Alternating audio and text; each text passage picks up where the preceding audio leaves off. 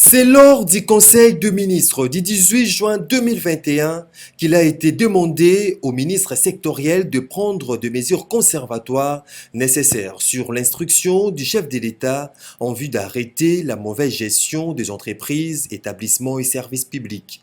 Une dizaine au total cités dans les rapports de l'IGF soupçonnés de mégestion.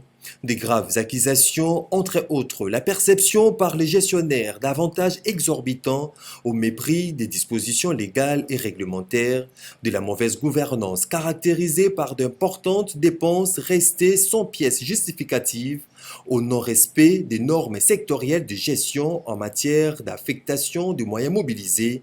Malheureusement, ces mesures souffrent encore d'application, chose qui inquiète le député Claudel Loubaya qui, en guise de pression, a adressé une question écrite au chef du gouvernement. Du 18 juin à aujourd'hui, ça fait 20 jours. Alors que le Conseil avait décidé, j'ai trouvé que 20 jours c'était trop et que le Premier ministre commençait à traîner. J'ai juste voulu le sensibiliser, mais en même temps aussi obtenir de lui des éclaircissements pour savoir qu'est-ce qui bloque, à quel niveau se trouve le goulot d'étranglement. Une démarche saluée par Amissi Adolphe Makutano, vice-président de la Ligue de Jeunes de l'UDPS Tshisekedi.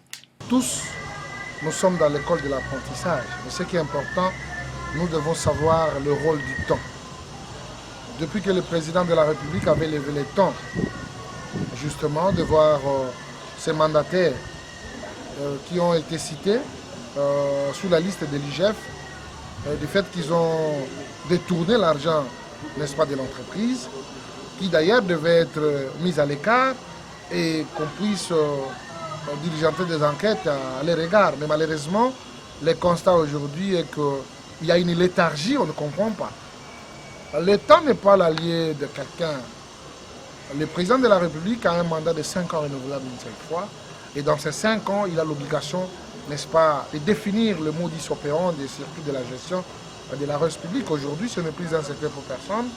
Avec l'intervention de l'IGF, nous avons assisté à ce flou, à ce remplissage, n'est-ce pas, des caisses de l'État qui vraiment achante tant soit peu la population. Mais on veut voir que cette mobilisation puisse avoir de l'impact sur la vie quotidienne du Congolais. Alors, aujourd'hui, nous assistons à cette lettre adressée au Premier ministre, qui d'ailleurs, personnellement, ne m'a pas arrangé, parce que le Premier ministre ne devait pas être rappelé par l'Assemblée nationale. Le président de la République avait déjà levé les temps pour qu'il voie et que ces gens-là puissent être mis hors d'état de nuire. Prendre une décision est une chose,